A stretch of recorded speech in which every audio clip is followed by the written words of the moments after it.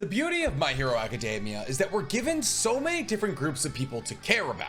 Class 1A, Class 1B, the pro heroes. Hell, I'm sure there's a large majority of you out there who actually care about the League of Villains. The downside with spreading ourselves thin in terms of characters is that we don't get to know a lot about a lot of the characters. I mean, genuinely, there's probably what, 30 kids between Class 1A and 1B, and then there's hundreds of pro heroes? But within the confines of all of these lists, there's one list that exists as the most exclusive list. A list so exclusive that in order to make it into this group that this list confers, there's an entire ceremony held. This group only houses the most elite of the elite. This group I'm talking about, of course, is the top 10 heroes. Now, there is thousands of pro heroes within Japan, and we've seen heroes like Tiger, Pixie Bob, and Mandalay who are heroes 411 that were still incredibly powerful. So to exist in the top 10 of heroes is an honor unto itself. But once again, because there's so many characters in My Hero Academia, we don't even know that much about the majority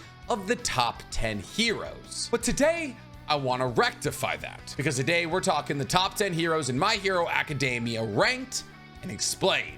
And I know what you're saying, Nick, they're already ranked. That's by popularity, not by strength. Though admittedly, there is a small amount of correlation. But before we get to ranking or explaining anything, guys, please, for me, like this video, subscribe to the page, and hit that noti bell. The top 10 heroes, the symbols of freedom above villains in Japan. How are they chosen? What's their ability? Why were they given the certain rankings that they were? Before we rank any of these heroes, we have to answer these questions. Hero ranking is kind of a complicated process. It's not solely based on strength, and it's not solely based on popularity. Four things are taken into account before a hero can receive their rank: their level of strength, their contribution to society, the amount of cases they've solved, and their popularity. Every pro hero is watched by a commission of people that pore over everything they do in a certain year to ascertain what rank they should receive. And these rankings are presented as the new hero rankings. Now, of these four things, one thing is the most important, and that's number of cases solved. But there's even a little bit of complication within the number of cases solved. You see, if you stop 8 people who steal purses every single day, that may not count as much as somebody who, let's say, busts an entire drug ring. High profile cases count for much more than lower profile cases. And this is actually largely why Endeavor is now the #1 hero. Both Hawks and Best Genius have a higher approval rating than Endeavor, but he's solved more high profile cases than both of them. The higher you rank, the higher your prestige. And the higher your prestige, the more money you bring in for jobs and sponsorships. And the higher possibility you can run a successful hero agency. But what are these top 10 heroes capable of? And does their ranking directly correlate to their strength? Well, within the confines of the top 3, maybe. However, Yoroi Musha, the #9 hero, stated that everybody outside of the top 3 is basically chosen through luck in timing, meaning that if you've had a good couple of weeks, then you could make it into the top 10, thus implying that there's most likely people outside of the top 10 heroes stronger than some of the heroes in the top 10. In fact, Ryoku Tatsuma, the #10 hero, feels as though this is the case for her. When she was elected as the #10 hero, she tried to decline the position, saying that there was more people that she could have saved in the battle against Shie. So unfortunately for me, I had to do a deep dive on each of these characters to decide where they would actually fall into a power ranking in a top 10 system. At least that's what I did for 9 of them. Which perfectly takes us to our #10 entry on the list, Yoroi Musha. This man is a bit of an enigma. Yoroi Musha is the #9 hero in Japan and is referred to as the equipped hero. He's the large man seen donning samurai armor. By the way, we're talking current anime rankings. I know after the Paranormal Liberation arc, there's a big shakeup in terms of the top 10 rankings for reasons I won't necessarily get into right now. But we know next to nothing about Yoroi. We've never seen him in combat in the anime or the manga. I mean, based on his age and the fact that he's #9 in terms of hero rankings, we can assume that he's been a hero for a long time, and that's probably symbolically represented by the fact that he is donning samurai armor. We know that he believes that heroes should play a very standard role in society, acting as protectors for civilians, but that he also only became a hero for fame and respect. So knowing nothing about his abilities and knowing the fact that he has basically no mental fortitude, I couldn't put him above anybody else on the list, especially not our #9 entry, because I love him with the entirety of my heart, the laundry hero, Wash. Wash is the number 8 pro hero, and we see substantially more of him in the manga than we do in the anime for some reason. For some reason, the showrunners just didn't want to give my boy the attention he's due. Wash got to the top 10 through popularity. See, Wash is the symbol of a child-friendly hero, and while becoming incredibly popular with children, he shot through the rankings. Because of this, we usually see him talking in a child-friendly voice. Even his costume, which is meant to resemble a washing machine, is meant to be child-friendly. But just because Wash shot through the rankings with his popularity with children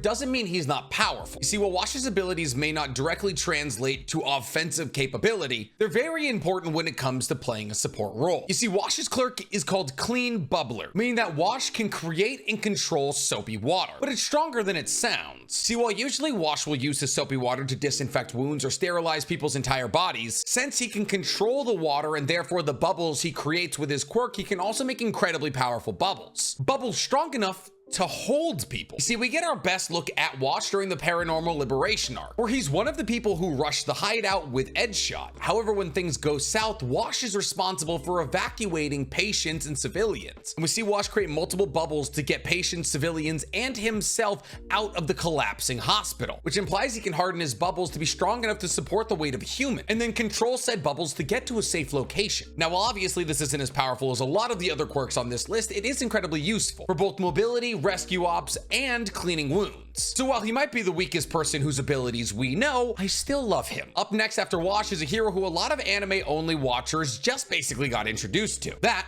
would be Crust. Crust is currently the number 6 pro hero, and Crust rose through the ranks of the hero ranking by being A, pretty powerful, and B, kind of an interesting character. See, Crust is a very publicly emotional person, crying at All Might's retirement and crying that he missed the Camino incident. However, he doesn't do all of this for show. See, Crust is a hero's hero, a man who's dedicated his entire life to serving good for good reasons. He has no reservations with putting himself in harm's way, which can be seen manifesting through his quirk. See, Crust's ability is Shield, and I believe Crust's quirk is supposed to be a physical manifestation of how he feels he should be in society, a shield for the weaker behind him. See, Crust's quirk allows him to grow a hexagonal gray shield, and this shield can grow in all directions to an unspecified size. On top of this, because the shield itself is made out of a bunch of mini hexagons, the edge of the shield are sharp, meaning that his shield can be used offensively.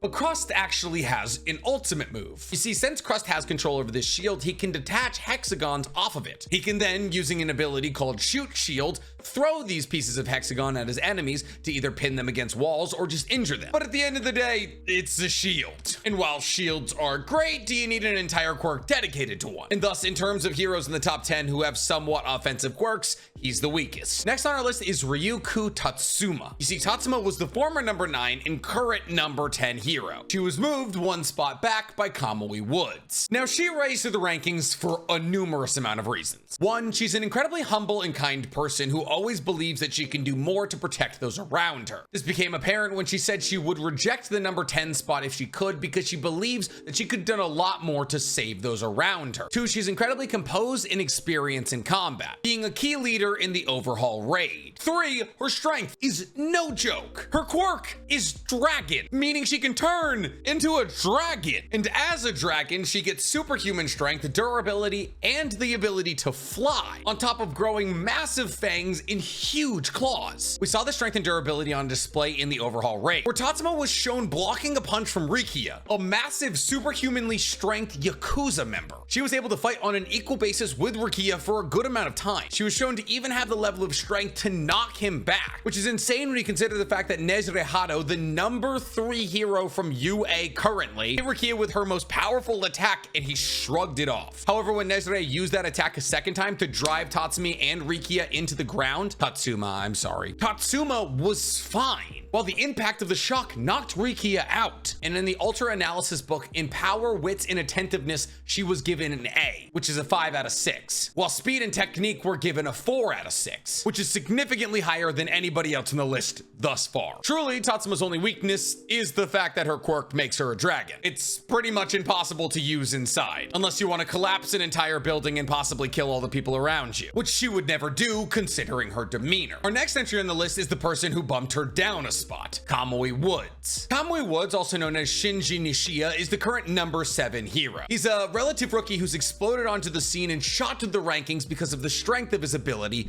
arbor. You see, Shinji is a part of the lurkers under Edge Shot, and this is most likely systematic of the fact that he is once again a relative rookie, meaning that he hasn't had the time to create his own hero agency, which may not be the case for long because we've seen Shinji get very upset when others take credit for work he did. But he also has an immense amount of respect for Edge Shot and is very loyal to Edge Shot, so maybe not. We saw this when Shinji cried for 2 hours after being invited to the lurkers by Edge Shot. But he wasn't invited for no reason. He is incredibly strong. You see, Shinji's body is made of wood, and while that might sound like an incredible hindrance, it's actually very powerful. See, Shinji has full control over these wooden limbs, meaning that he can extend or retract these limbs to basically act as wood release. He can create weapons with his arms and legs. He can create lashes with his fingers to lash onto things or bind people, as we saw when he broke into the League of Villains hideout. He can do basically anything with his wood, which gives him great offense, defense, and maneuverability in battle. And we're not talking just simple constructs here. We saw his ultimate move when they rushed the League of Villains hideout. It was called Lacquered Chain Prison. This technique allows him to shoot one of his arms forward and split it into basically as many branches as he needs to grab as many enemies as possible. Upon wrapping these enemies with his wooden quirk, they can't move, making him basically the perfect hero for binding enemies, which is a big part of transporting them to jail, so it's very useful. On top of the fact that he can use his extendable limbs to swing around a city like Spider-Man, giving him incredible speed, which is why his speed is rated at a 5 out of 6 in the data book. But unfortunately, even with his Spider-Man-like abilities, he pales in comparison to the next entry on our list, Mirko, also known as the Rabbit Hero or Rumi. You see, Mirko finally just had her time in the sunlight, and anime-only watchers began to understand that she is in fact the realest of deals, and just so hot. You see, Mirko is a lot like Endeavor. She shot through the rankings using her strength in the amount of cases she closed, but she's unlike Endeavor in one very crucial place. See, Mirko works as a solo hero, and that's not because she doesn't get along with anybody, that's because she thinks people who join teams are cowards. You see, Mirko believes if you join a team, you're relying on the strength of your teammates and not yourself. This is why we saw her rushing forward during the Paranormal Liberation arc. Mirko prefers to fight alone, and because of this, anytime she cracks a case, that case belongs to her and her alone. And this happens a lot because Mirko actually travels all across Japan looking for villains to fight, and she'll fight them regardless of their strength. You see, Mirko revels in a strong opponent. She faces life-threatening situations with a smile on her face, and this could be mostly because of her insane strength. You see, those whose quirk is an animal usually are blessed with more abilities than others, and Mirko is no exception to that rule. See, with her quirk Rabbit, she's given all the abilities and powers of a rabbit. And while on the outside that may sound like an incredibly weak quirk, it is far from that. You see, most of Mirko's strength is manifested in her legs, which allows her to jump several times higher and faster than any human could ever imagine and kick at unimaginable strengths. But her abilities don't end with her legs. As a rabbit, she also has incredibly good hearing, because she manifested rabbit ears, and thus she can locate targets with incredibly minimal noise, which is how she was able to find where Shigaraki was located during the Paranormal Liberation arc. You see, while it might have seemed like not that big of a deal that Mirko was fighting against several high-ends by herself, it is. High-end Nomus are one of the strongest things in the entirety of the MHA universe, and the fact that Mirko was able to fight with them and even kill one of them is an insane testament to her strength. Now, obviously, when the high-end Nobus began to stabilize and learn their own fighting mechanics, Mirko was outclassed, but she was able to keep up with them, which is a testament to how fast she is. You see, both Mirko's speed and power are listed as A+ in the data book, the highest we've seen thus far. When you combine that with her insane pain tolerance, I mean, she literally had her left hand completely crushed, and in the manga she had to cut it off to continue fighting, but she also has one of her ever important legs destroyed in this battle as well, and also continues fighting. She seems to not even notice that she's been injured because she's singularly focused on her objective, which was destroying Tamura's container. Combine that with the fact that she didn't go to a traditional hero's high school. In fact, she got thrown out of high school and just started fighting in underground fighting rings until a hero noticed her and took her under his wing. On top of all of that, as a rabbit, she has a sixth sense for danger. They refer to it as intuition, meaning that Mirko is able to perfectly assess the level of danger she is in regardless of the situation. Not to mention, she has 5 ultimate moves, which are all just basically really powerful kicks except for Luna Tijeras, which is where she mounts an opponent's head, wraps it with her thighs, spins her body, and decapitates them, which is the only way I want to die. And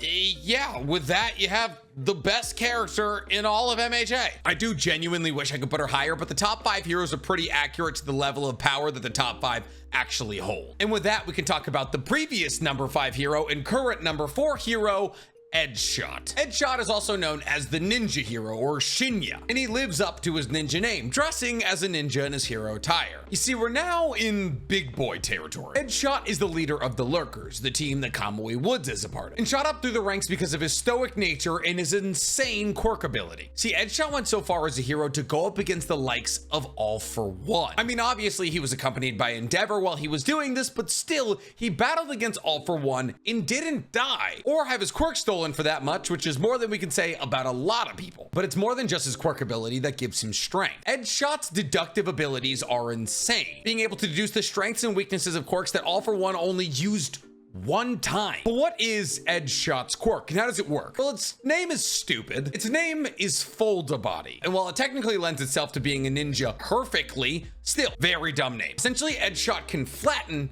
any part of his body. You know, like Flat Stanley, basically like that. But it's a lot more complicated than Flat Stanley. See, well, obviously Edgeshot can use his quirk to fold himself to be paper thin to fit into basically any place he wants to. He often uses this quirk to flatten parts of his body to strike an opponent quickly. He accomplishes this by flattening his body into multiple different blades that can strike opponents in places they wouldn't suspect. But it's not just about the fact that he can make these little blades. Canonically, these blades that Edgeshot is attacking his opponent with move faster than the speed of sound, which within the confines of My Hero Academia is very fast, which is why Edgeshot is the first person on this list to have an S tier ranking in speed in the data book. Now, how does he use these blades? Usually he attacks enemies such that he can cut off the circulation of blood to their brain and make them go unconscious immediately. And if you don't have the speed to dodge an above the speed of sound attack, he will do this with 100% efficiency because he has full mastery over his quirk. On top of this, because he has full mastery over his quirk, he can manifest things that aren't these blades. He can manifest drills and make himself flat to increase his maneuverability in midair. And truly the culmination of all of his strengths came to a head when we saw him go one-on-one against Redestro, the leader of the Paranormal Liberation Army, and defeat him,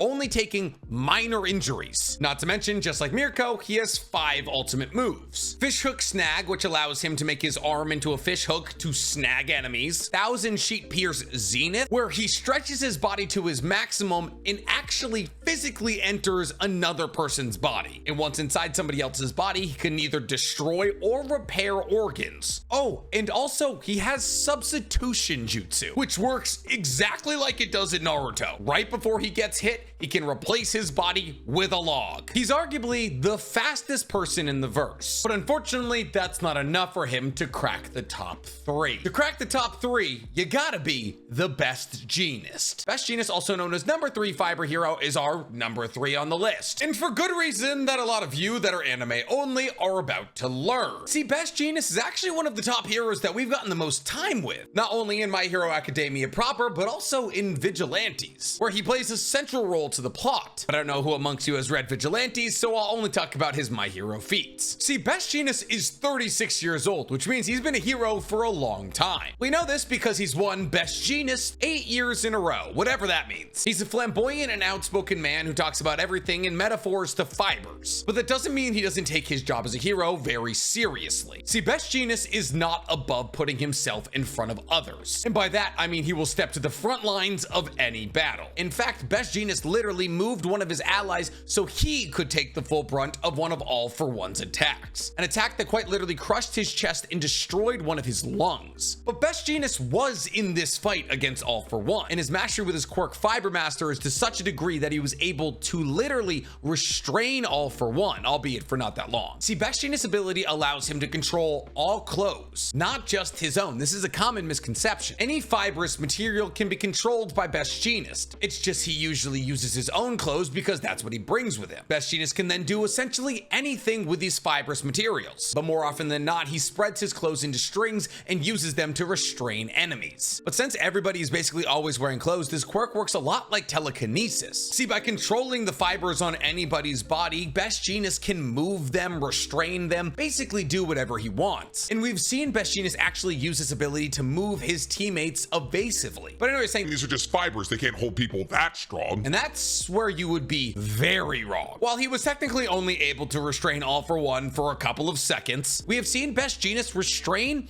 Gigantomachia. And now, yes, was he using his best fibers? And yes, was Gigantomachia technically a little bit sedated? Yes, but the sedatives don't kick in until the end. And Gigantomachia's strength is said to be immeasurable, said to be one of the strongest beings in the My Hero Academia verse. And Best Jeanist is able to restrain that. And this is after losing one of his lungs. And he himself stated that by losing one of his lungs, he's become weaker. And mind you, when he restrains Gigantomachia, he's still recovering from losing one lung and a couple of other things that I'm not gonna go super into right now. So while technically in that moment, he did struggle to suppress Gigantomachia, that means in a fully healthy state, he probably wouldn't have, implying that Best Jeanist can suppress anybody outside of Tamara and All For One with his fibers, and those with fire quirks, because he can just burn the fibers. But Weakness to Fire is an oddly common vein in the top 10 heroes. Best Jeanist, Kamui Woods, Hawks. But if you don't have All For One or a fire quirk, if you go up against Best Jeanist, you're probably losing. In the data book, his technique, aka his quirk mastery, was given an A+. Mind you, Edgeshot, who is said to have perfected his fold body, is only given an A. So while technically Best Jeanist as it stands in the manga right now is not as strong as he once was, he is still undeniably very strong. But since we're talking about people with fire weaknesses, nobody's got a better fire weakness than Hawks. Hawks, also known as the wing hero, is our number 2 hero and number 2 on the list. Hawks is a child prodigy, having shot up through the ranks of top heroes when he created his own hero agency at the age of 18. And his child prodigy status is mostly thanks to the fact that he is a genius. Both tactically and logistically, Hawks is on another level of IQ. He's able to interpret situations perfectly and figure out the best way to approach them. This is seen most accurately when he goes undercover in the Paranormal Liberation Army. See, Hawks perfectly interprets what he needs to do in order to make himself seem as though he's a double agent, being able to trick Dobby into thinking that he killed Best Jeanist and identify exactly what Twice would want to hear in order to gain Twice's trust. He was also able to infer information to Endeavor perfectly and not expose himself as a mole in the Paranormal Liberation Army. And while he might seem laid back and calm, he's anything but. See, Hawks is actually the only person who cares about ranking amongst the top 10, since he believes a ranking system is important to keep the masses pleased. Where did this intelligence and inner strength come from? Well, Hawks had a really tough childhood. He was born into incredibly abusive and broken parents who would abuse him physically and mentally, and his parents wouldn't allow him to go outside or interact with the outside world. And so Hawks grew up watching heroes on the TV. But since Hawks had so little concept of the outside world, he thought these heroes were fictional characters. When he realized these heroes were actual people, he was determined to become one himself. He not only wanted to be like the heroes he saw, he also wanted to use hero work to break him and his mother out of a life of poverty. And being raised by these broken yet abusive parents allowed him to see the best in people, even while their worst side was shining. Because of this, Hawks is incredibly likable and therefore shot up in popularity and approval ratings. But also his quirk, Fierce Wings, didn't hurt. See, Fierce Wings grants Hawks insane maneuverability. Even as a child, he was able to save people from car accidents that were going 130 kilometers an hour. And as Hawks became more proficient with his Fierce Wings quirk, he became known as one of the fastest heroes in the world. In fact, the sidekicks in his hero agency are only there to arrest the people he subdues, because upon defeating a villain, he simply flies off to the next one. But on top of flying, Hawks can also control every single feather in his wings, and without seeing them, mind you. See, Hawk is a somewhat sixth sense that allows him to control his feathers without having a line of sight, which allows him to do things like evacuating 76 civilians out of a collapsing skyscraper. And upon saving those 76 civilians, Hawks then went on to fight toe-to-toe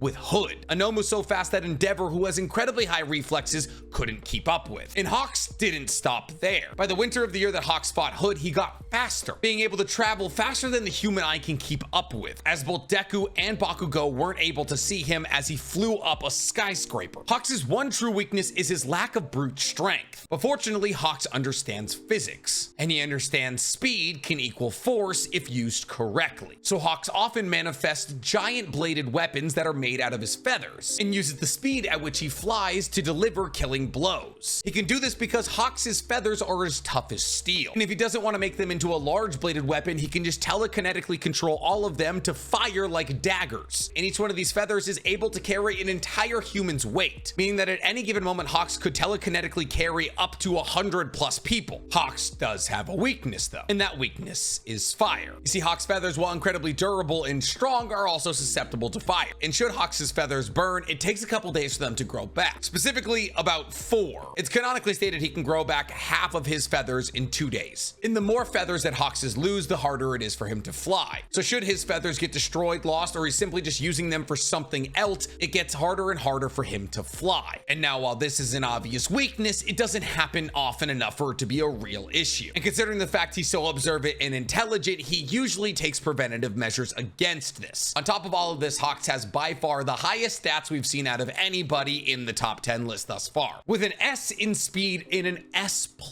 in technique, on top of an A in wits. And while his power is only a C+, it's not really necessary to have power in Hawks' case. But unfortunately, all of that's not enough to be the #1 hero, because the #1 hero is the flame hero, Endeavor. You see, Endeavor for years lived in the shadow of All Might. It's a bit like being the second best basketball player in the league while Michael Jordan's on the '96 Bulls. Endeavor shot through the ranks of pro heroes because he has the highest amount of solved cases in history, even more than All Might. But obviously, considering the fact that Endeavor didn't have one for all, his strength paled in comparison. And thus, for as long as All Might was active, Endeavor lived at #2. Obviously, that changed when All Might decided to retire. But this was a shock to Endeavor because his entire personality was built around surpassing All Might. In fact, he was so singularly driven on surpassing All Might that he neglected a lot of the other duties in his life, like being an even remotely good father. See, Endeavor was incredibly abusive to all of his children, trying to force their fire quirks to be the most powerful that they could be so that they one day could also be the #1 hero. Thing is, Endeavor has an issue with overheating if he uses his quirk too much, which is why he wanted to find some way to balance out his quirk. And thus, he had a child with an ice user, hoping that he would have a child who could control ice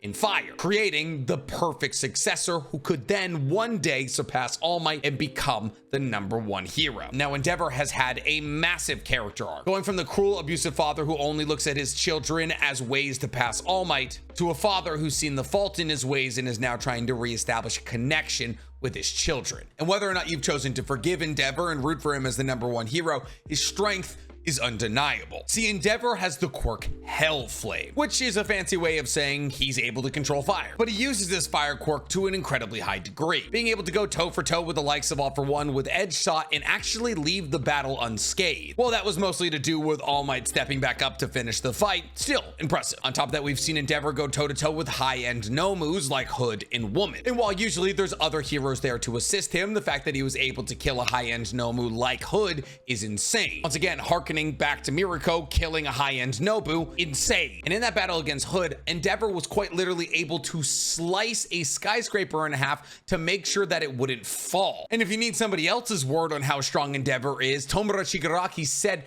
that Endeavor was the only person who had a hope of fighting against All For One now that All Might has retired. See, Endeavor has no physical strength quirk, but through years of intense training and through the jet propulsion that he achieves using his Hellfire quirk, he's able to buff up his own physical strength to a level not comparable to All Might's, but about as close as you can get. In fact, his strength is to such a level he was able to knock over Gigantomachia. On top of that, his pain resistance, durability, and will are all on par with Mirko, being shown to be able to move after being thrown through several skyscrapers by Hood and continue fighting after he stated that his body shouldn't even be able to move currently. And if you thought 5 ultimate moves was a lot, wait until I tell you about Endeavor. He has 11, but to be fair, 5 of them are modifications of Flash Fire Fist. So what's Flash Fire Fist? Well, essentially, Endeavor can control the heat at which his flames are. By increasing the heat of his flames to the highest degree, he achieves Flash Fire Fist. The 5 abilities he can use under the subcategory of Flash Fire Fist are Jet Burn, which allows him to shoot a pillar of fire out of his hands at an enemy. This pillar of fire is so hot it was able to damage a high-end Nobu like Hood. Hell Spider, which allows him to essentially shoot lasers of fire out of the tips of his fingers. This he used to slice a part of a falling skyscraper into a bunch of tiny little pieces so it wouldn't hurt anybody. And then his strongest ability, Prominence Burn, which concentrates all of the flames on his body into a massive flame laser laser that shoots out of his chest. And this will basically vaporize anything he hits with it. On top of that, there's Hellfire Storm, Hell Minefield, Ignited Arrow, all of which is just him using a lot of flames to hurt you real bad. He's the #1 hero for a reason. His power is an S+,